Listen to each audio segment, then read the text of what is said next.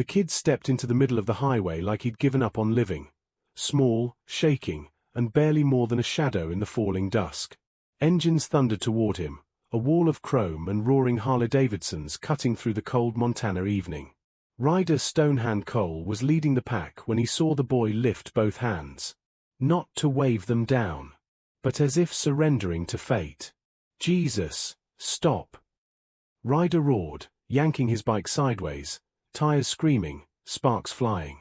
The whole biker line scattered like a broken wave, engines howling as they skidded around the tiny body standing frozen between them. When the dust settled, the boy didn't run. He didn't cry. He just whispered, barely audible over crackling exhaust. "Please, just finish it. I can't go back there. Please, end my life." Rider's heart slammed against his ribs.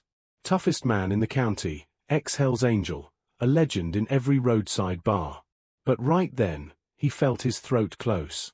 The boy, maybe 8, maybe 9, had bruises around his neck, fresh ones. Finger-shaped. Deep purple. Rider slowly dismounted, hands raised like he was approaching a wounded animal. "What's your name, kid?" The boy shook his head hard. "I don't have one anymore. He said I don't deserve it." A cold silence washed over the highway. Even the engines seemed to hum lower, like the bikes themselves were listening. Behind Rider, the other bikers, Torch, Mace, Grady, Bishop, stood frozen, eyes burning as they took in the marks, the torn shirt, the limp way the kid held himself. Rider stepped closer, voice gravel-soft. "Who told you that?" The boy flinched, backing away. "Please, just run me over. It's easier. I can't go home." Then, as if some last thread of strength broke inside him, he collapsed to his knees. Hands shaking. Breaths shallow. A tiny body carrying a lifetime of pain. Rider knelt in front of him, leather creaking. "You listen to me," he said, steady as steel. "Ain't nobody dying tonight. And you sure as hell ain't going back to whoever did this."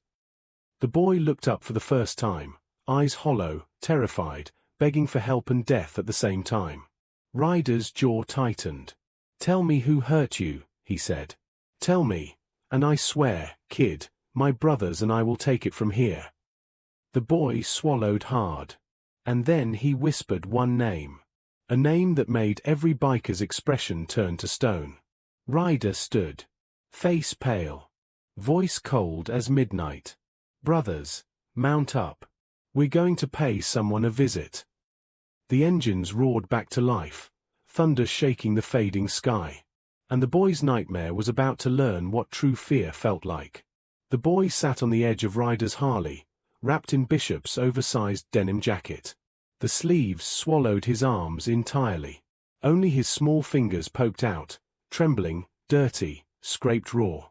He kept looking over his shoulder like someone might appear out of the dark and drag him back. Rider rode slow, the entire biker line tightening around him like an armored convoy. No casual riding now. This was formation, protective, controlled, silent. Torch rode up beside Rider, his voice low. "You sure we should head there first, brother?" "We don't have a damn choice," Rider muttered. The kid said the name. "We can't ignore that." Torch's jaw flexed.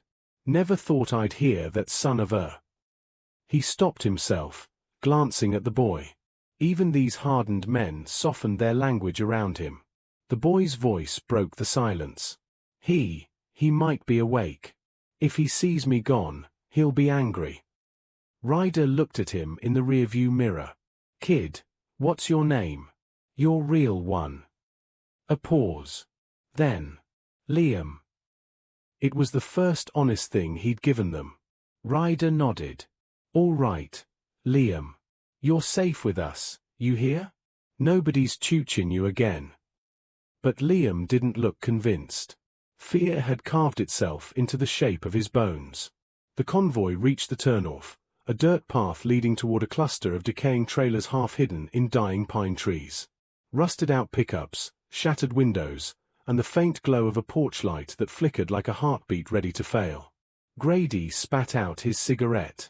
Place smells like rot already. Bishop cracked his knuckles. Let's hope he's home. Ryder killed the engine. Remember, no weapons unless we have to. We're not here to start a war. Torch snorted. You think this man understands anything less than war? Ryder didn't answer. He knew Torch was right. The name Liam whispered had dragged up a ghost Ryder hoped he'd never face again. They approached the trailer. Its door was crooked, hanging off one hinge. The living room window was patched with duct tape, dirt streaked across what remained of the glass. And then Liam grabbed Ryder's hand. His tiny fingers squeezed so hard Ryder felt it. Please, Liam whispered. Don't let him lie to you. He always lies. He smiles and everyone believes him. He tells them things. He's good at making them think he's good.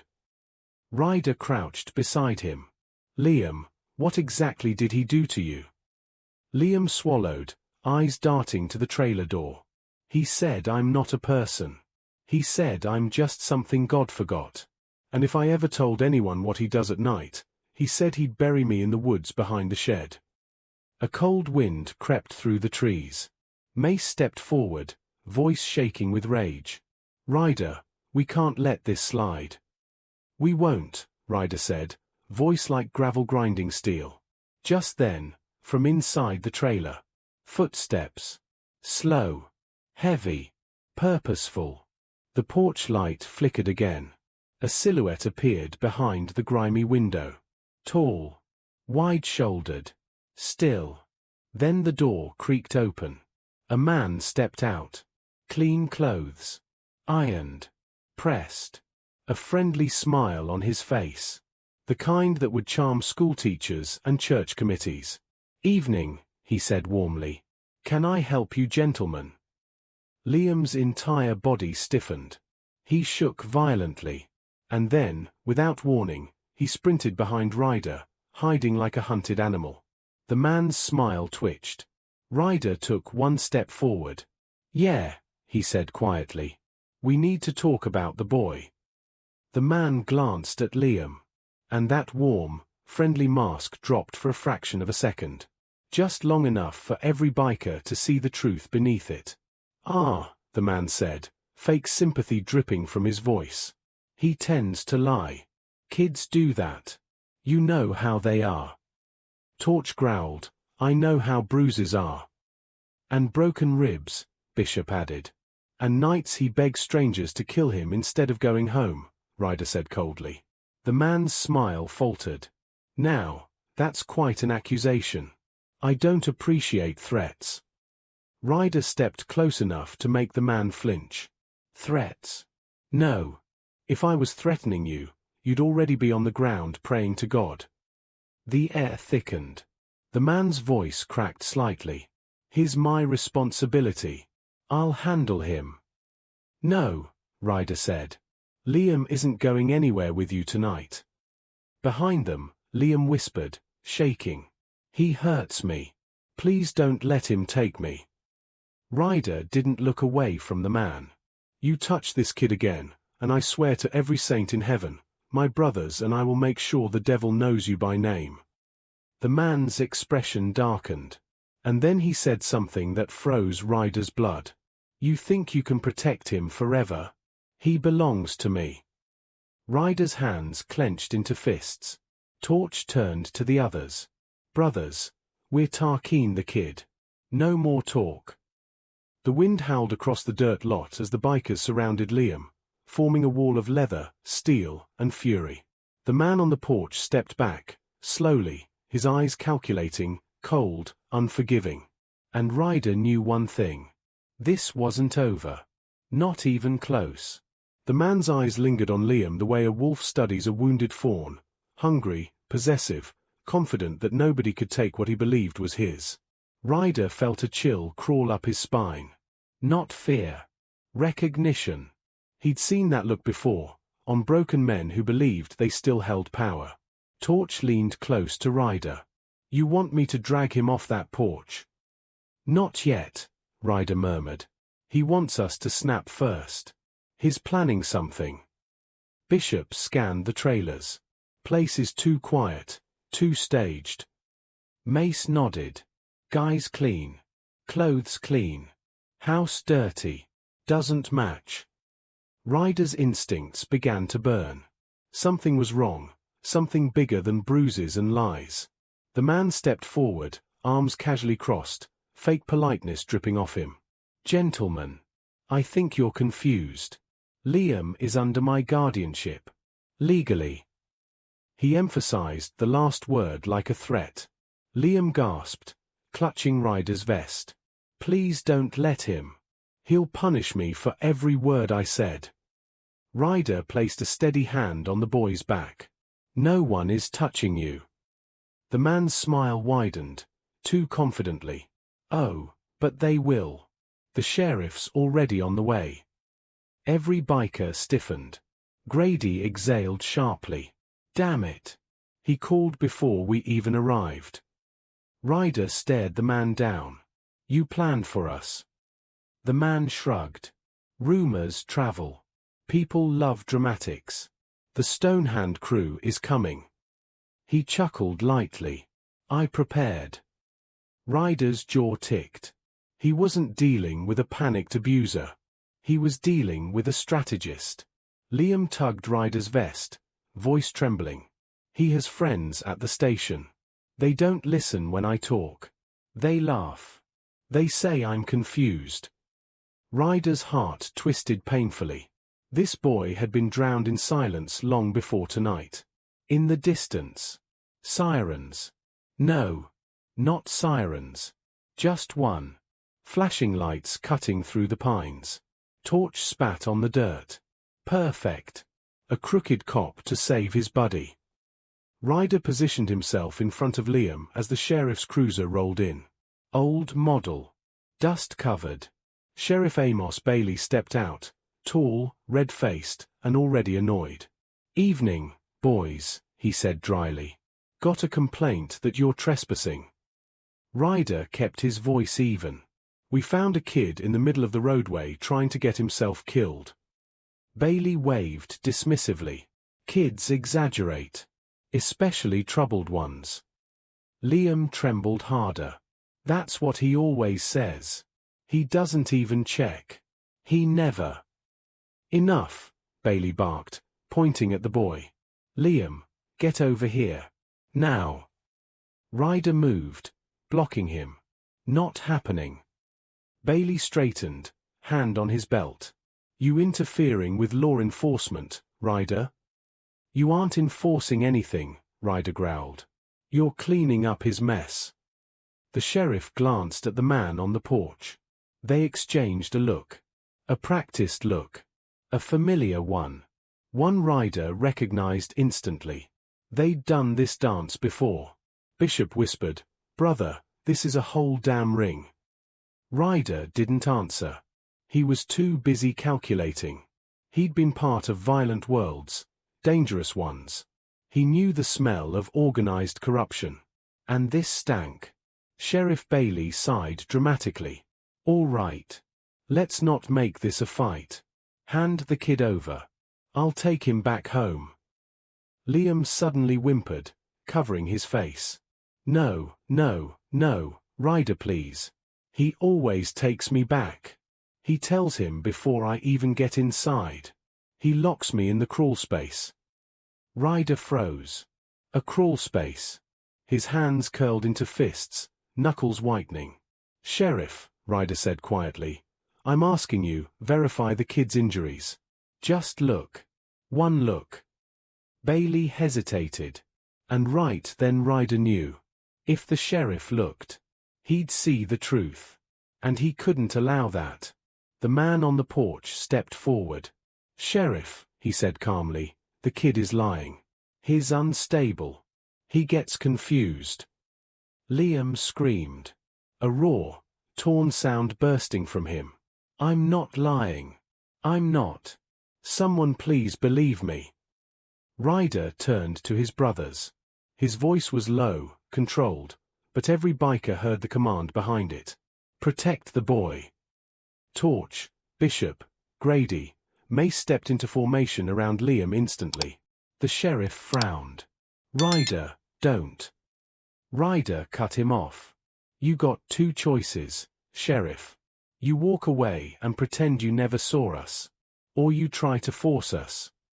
Silence thickened like a storm cloud about to burst.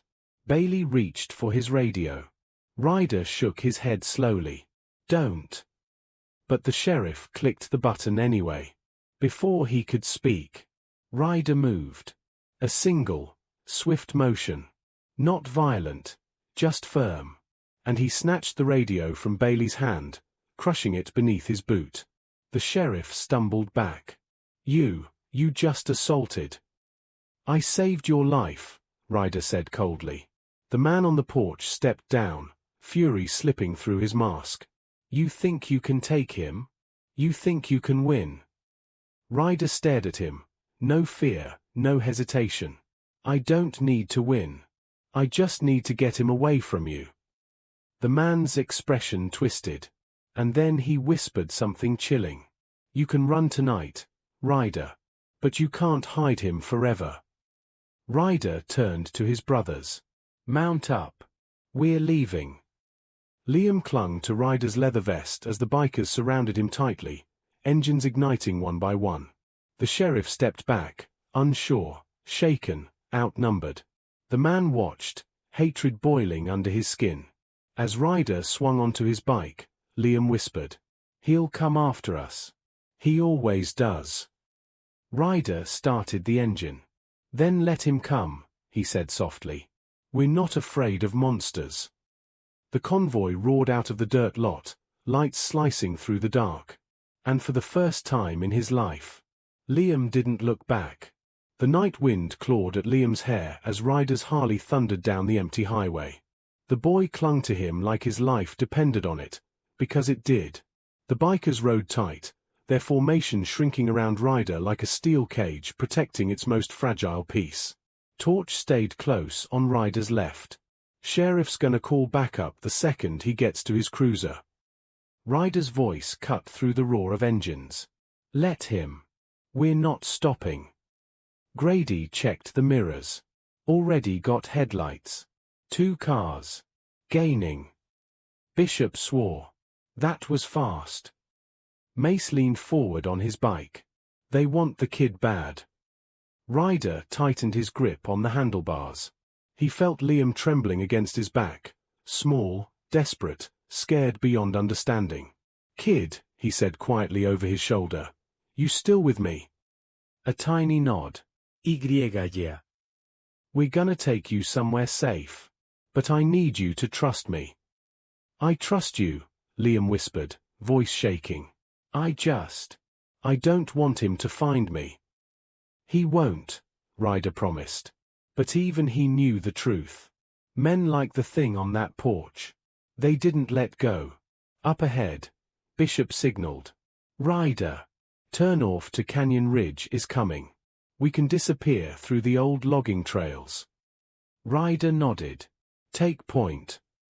The pack veered sharply onto a gravel side road, tires kicking up clouds of dust. The headlights behind them split apart, swerving. One car followed. The other turned back, likely to regroup. Torch cursed. "They're not giving up." Ryder adjusted his speed, keeping Liam steady against him.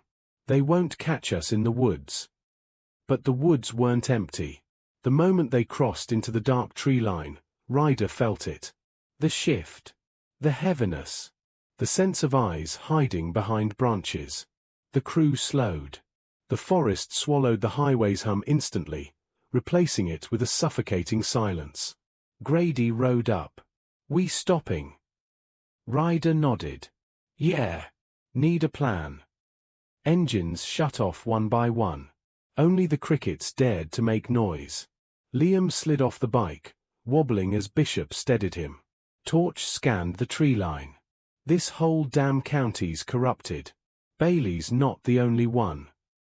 Ryder knelt in front of Liam again. "You said he has friends. How many?" I don't know." Liam hugged himself, staring at the dirt. "He talks on the phone, whispers, says I'm useful as long as I don't talk. A cold shiver crawled up Ryder's spine.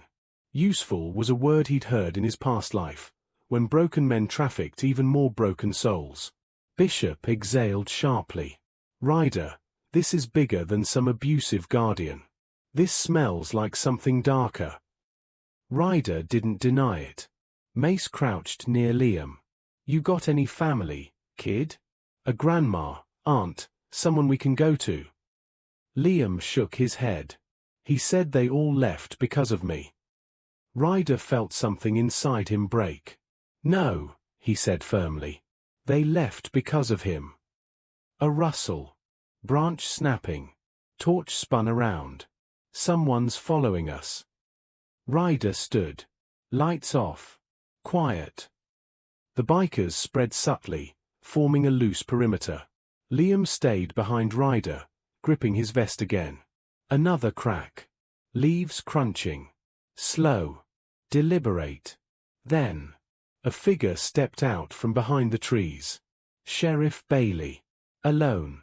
Ryder's hand instinctively moved toward his belt, but he stopped himself. Bailey held up one hand, empty. I'm not here to fight, Bailey said. He sounded tired, much older than before. I need to talk. Torch scoffed. Yeah, right. You followed us with backup. Bailey shook his head. Backup refused. Dispatch refused. Nobody wanted their names tied to this. Ryder narrowed his eyes. Why are you here, Bailey? The sheriff swallowed hard. His voice cracked, barely noticeable, but real. Because I made a mistake tonight. Liam froze behind Ryder. Bailey continued, breath shaky. You were right. I didn't look at the boy. Didn't want to look. I've been turning a blind eye to too many things in this county for years. But when you crushed my radio, when you rode off with him. He stepped forward slightly. I realized I wasn't protecting the law anymore. I was protecting secrets. The bikers exchanged glances. Ryder stepped closer. Whose secrets? Bailey hesitated. Then quietly, heavily. His. He pointed back toward the direction of the trailer. Liam's guardian. His real name is Grant Hollowell. The name meant nothing to Liam. But Ryder felt his stomach drop. Grant Hollowell. Owner of half the land around here. Major donor to the police department. Connected to judges, business owners, politicians. A man who hid behind a perfect reputation. Bailey's voice broke. I should have stopped him years ago. But he paid well, and everyone loved him. I told myself it wasn't my place. I was wrong. Torch muttered under his breath, coward. Bailey didn't argue. Ryder's eyes narrowed. So what now? You here to take Liam back? No, Bailey said immediately. I'm here to keep you alive long enough to get him away from here. Silence. Heavy. Disbelieving. Bailey wiped his face with a shaky hand. Hollowell's already gathering people. He'll come after the boy before sunrise. Liam whimpered softly. Ryder crouched to him, gripping his shoulders gently. You hearing this, kid? You didn't imagine it. You're not crazy. And you're not alone anymore. Liam nodded, tears gathering at the corners of his eyes. Ryder stood, turning to the bikers. We take him out of county lines. Tonight. No stopping. Bailey nodded. I'll guide you. There's a service road the state patrol doesn't monitor. But once you're past the ridge. He exhaled deeply. You're on your own. Torch crossed his arms. Why help us now? Bailey lowered his gaze. Because I'm tired of protecting monsters. Ryder stepped forward and offered his hand. Bailey hesitated, then took it. The pact was made. The bikers prepared to mount up again. But before Ryder could lift Liam onto the bike, a distant engine echoed in the woods. Then another. Then more. Dozens. Bishop looked back toward the dark forest with dread.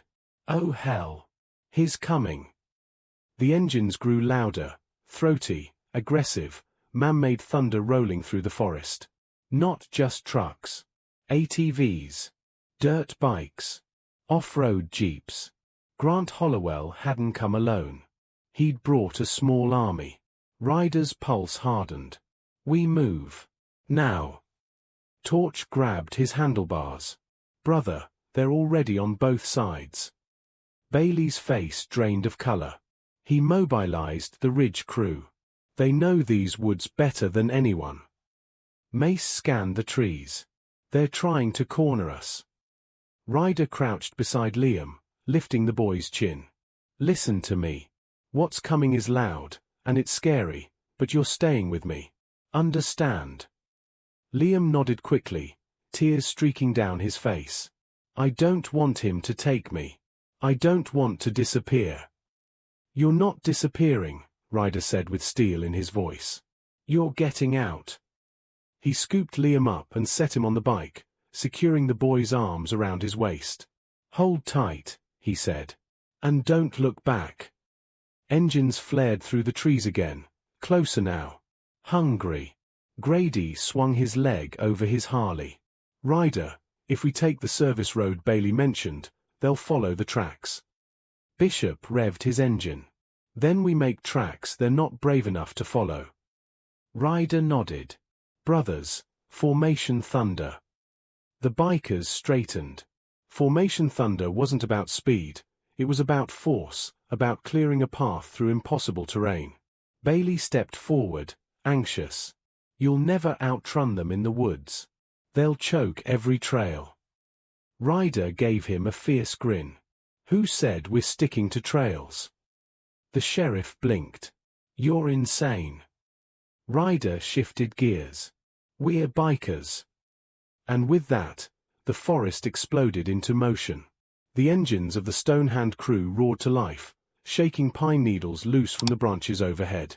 Headlights carved wild, frantic paths through the darkness as Ryder led the charge straight into unmarked woods, thick, uneven, and brutal. Behind them, Grant's men crashed in, shouting orders, their own engines snarling like mechanical wolves. Liam pressed his face into Ryder's back. Where are we going? Away from hell, Ryder said. They dodged boulders, ducked low-hanging branches, tore through brush that slapped like whips against leather jackets. The ground shook. Just behind them. Crunching leaves, snapping branches, shouts echoing through the dark. They're 5 seconds behind us. Torch yelled over the roar. Grady pointed. Up ahead. Ravine. Ryder saw it. A steep drop, 20 feet down. No bridge. No clean landing. Mace cursed. We turn back. No time. Bishop barked. Ryder's eyes scanned rapidly, calculating, assessing, judging. Then he saw it. An old fallen tree stretched halfway across the ravine. Thick enough, maybe, just maybe, to ride on. Torch saw the same thing. Oh hell no. Ryder, don't you do it. Ryder shifted gears. We're doing it. Liam tightened his arms around him. Ryder. I've got you, Ryder whispered. He gunned forward. The front tire hit the fallen trunk, wobbling, sliding slightly. The drop beneath them yawned like a bottomless throat. Liam squeezed his eyes shut. Then, Ryder balanced the bike, muscles tight, breath controlled, wheels rolling across the rough bark as if the Harley understood the stakes. One bump, one slip, one mistake, and the boys' escape ended in darkness. But they made it. The back tire touched solid ground again, and Ryder exhaled sharply. Torch followed next, teeth gritted, managing to cross with inches to spare. Bishop and Grady thundered across after him, each landing with a jolt. Mace barely made it, his back tire skidded, spinning off the trunk before gripping mud at the last second. Behind them, Grant's men skidded to a stop at the ravine edge, shouting. He went across. Use the trunk. You go first. No, you. He'll kill us if we lose them. The trunk trembled as the first pursuer tried it. And snapped. The man plummeted with a scream, crashing into branches and jagged rock. Grant's men cursed, scattering. But Grant Hollowell's voice rose above them all. Smooth, enraged, venomous. Find that boy. I don't care what it takes. Ryder didn't slow. He turned east, following Bailey's directions toward the unmonitored service road.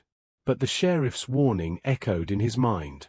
You're on your own after the ridge. They reached the service road moments later, a narrow, cracked strip of forgotten asphalt winding deeper into wilderness. Bailey rode behind them in his cruiser, siren off, lights off. Torch yelled, "How long until the state line?" Bailey shouted back, "If you keep this pace, 20 minutes. Ryder tightened his hold on the handlebars. "Brothers, push it." The engines screamed down the forgotten road. And for the first time since they'd met him, Liam whispered with fragile hope, "Are we close to safe?" Ryder didn't lie. "We're close to the part where we stop running." But just ahead, as they rounded a curve, Mace's headlights washed over something that made his blood run cold. He skidded to a stop. Ryder braked. Torch cursed. Bishop's mouth tightened. Because standing across the road, blocking it completely, were 6 black SUVs. Idling. Waiting. Their headlights blinked as if in greeting. Grant Hollowell was already there. And he wasn't smiling this time. The storm hadn't stopped for hours. Thunder crawled across the sky like a wounded animal, and the wind shoved dirt across the empty roads leading out of Crescent Hill. Inside the warehouse, the boy sat on an old tire, hands wrapped around a steaming cup of cocoa the bikers had forced him to drink, because the kid was shaking so hard they thought his bones might crack. Ryder paced like a caged wolf. The others watched him carefully. Everyone knew what he was thinking. They weren't going to wait for the stepfather. They were going to bring the fight to him. "Ryder," Mason warned, voice low. "We do this wrong, the kid pays for it." Ryder stopped. Turned slowly. His voice cut through the room like broken glass. "He already paid." Silence fell. Even the storm outside paused. The little boy flinched, but Ryder knelt immediately, lowering his voice to something soft, something almost human. "You're safe here, champ. We're not letting him touch you again. But we need to know, where is he hiding now?" The boy hesitated. His fingers tightened around the mug. And then, his voice cracked. "HHE's at the junkyard, behind Miller's Road. He keeps tools there." Tools. The bikers exchanged looks. They all knew what kind of tools violent men like to keep. Ryder stood up. "Mount up." But Mason stepped in front of him. "Boss, you walk in angry, you'll kill him. And that'll land you inside a cell, while the boy ends up in foster care again." Ryder's jaw flexed. He hated how right Mason was. Then a tiny hand tugged Ryder's vest. The boy, looking up with those bruised, terrified eyes, whispered, "Please don't die." Something in Ryder's chest cracked open. The kind of crack that changes a man forever. He cupped the boy's head gently. "I'm not dying, kid. I gave you my word." And then he turned to the crew with a voice so cold, so focused, so lethal, it made even the oldest riders shiver. "We're not going there to fight. We're going there to end this the right way." The warehouse doors rolled open. Engines roared awake. Thunder couldn't compete. The convoy of bikes ripped through the night, their headlights carving through sheets of rain, tires hissing against wet asphalt. The boy watched from the doorway, wrapped in an oversized biker jacket, breath fogging in the cold. He'd never seen anyone fight for him. He'd never seen anyone return for him. But tonight, an entire army rode because of him. At the junkyard, the stepfather emerged with a crowbar in hand, eyes wild, breath steaming in the rain. He didn't run. He smirked. "Sent the kid to beg strangers now? What, is he asking you to kill him too?"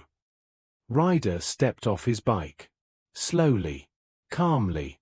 The storm raged, but Ryder was quieter than death. "You tried to break a child," he said softly. "But tonight, the boy isn't the weak one." The stepfather laughed. "Who is then?" "You." Ryder shook his head once. "You." Lightning cracked. Rain hammered metal. And the entire crew stepped forward in perfect formation, an unspoken wall between the man and every child he might hurt again. The stepfather swung the crowbar. Ryder didn't move. He didn't need to. Because Mason, Axe, Ghost, Bishop, they were faster, stronger, angrier for the kid than Ryder had ever been for himself. The crowbar hit the mud. The man hit the ground. And the bikers didn't lay a single illegal hand on him. They simply restrained him. Filmed everything. Called the sheriff, who had already been looking for the man on old charges. The stepfather screamed as the cuffs locked. "You think the kid will ever be normal? He's broken." Ryder leaned down, voice colder than the rain. "He's not broken. He's surviving. And now, his ours to protect." The police car took the man away. And for the first time, the storm began to ease. The rain finally stopped by the time the bikers returned. The sky, once a bruised storm, now glowed with the faintest smear of dawn, pink, gold, and hesitant, like the world itself wasn't sure if it deserved peace yet. Inside the warehouse, the boy sat curled in Ryder's jacket, half asleep against a stack of blankets. The moment the engines rumbled outside, his eyes snapped open. He stood up, waiting, hoping. The doors rolled open, and the bikers walked in, dripping rain and adrenaline, their boots echoing across the concrete floor. Ryder entered last. The boy ran to him, not out of fear, but out of something he had never been allowed to feel before. Belonging. Ryder dropped to one knee and caught him mid-jump. The kid clung to him, small arms wrapped around a man built like steel and scars. "You came back," the boy whispered. Ryder's voice broke before he could hide it. "Every time, kid. Every damn time." The others gathered around. Mason ruffled the boy's messy hair. Ghost offered the world's gentlest fist bump. Bishop placed a warm hand on his small shoulder. Axe handed him a gift. A small leather vest. Hand-stitched. Black. With one word on the back. Prospect. The boy stared at it, shocked. He touched the letters as if touching something holy. "For now," Axe said softly, "you're our little prospect. Training to earn your place." The boy blinked. "Does that mean I'm one of you?" Ryder swallowed. "Kid, you've been one of us since the second you asked for help." But then, something even bigger happened. A car pulled up outside. The sheriff stepped out. Ryder instantly stiffened, expecting trouble. But the sheriff raised both hands peacefully. "Relax. I'm not here to take the boy. Actually, I'm here to talk." He walked inside, hat in hands, eyes softening when he saw the kid wrapped in a biker's jacket. "We investigated.